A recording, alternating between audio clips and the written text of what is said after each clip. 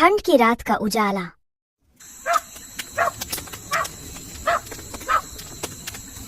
गांव के किनारे एक छोटी सी झोपड़ी थी जिसमें किसान रामू अपनी पत्नी गंगा और छोटी बेटी परी के साथ रहता था। दिसंबर की सर्दी अपने चरम पर थी। सुबह की धूप भी धुंध के पीछे छुपी रहती और शाम होते ही पूरा गांव बर्फ जैसा ठंडा हो जाता।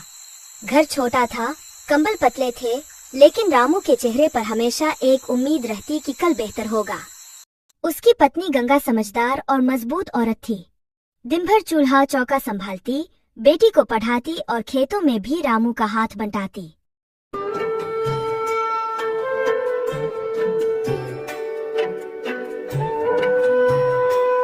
परी अभी सिर्फ 10 साल की थी, लेकिन उसके सपने बड़े थे। उसे पढ़ाई बहुत पसंद थी और वह टीचर बनने का सपना देखती थी। एक शाम जब ठंड अपने चरम पर थी, रामू खेतों से थक कर आया।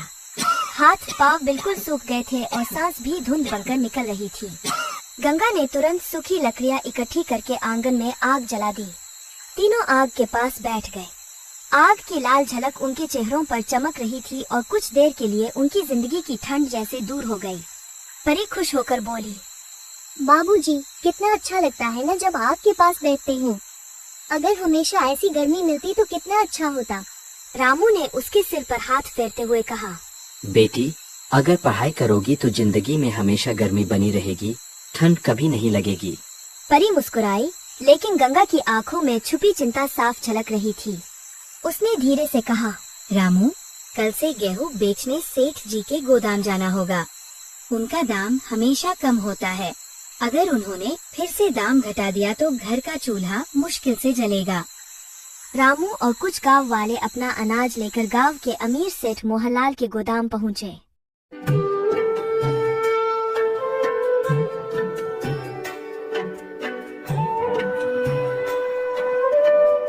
सेठ मोटा ताजा आदमी था, हमेशा गरम कंबल में लिपटा रहता और हाथ में हमेशा हुक्का होता।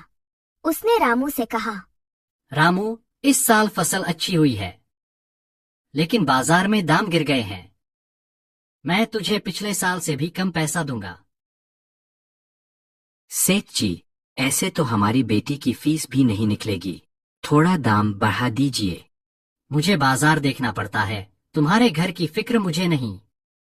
लेना है तो लो, नहीं तो वापस ले जाओ। गांव वाले आपस में गुफ्तगू करने लगे। सबको परेशानी थी, लेकिन कोई सेठ के खिलाफ आवाज उठाने की हिम्मत नहीं करता था।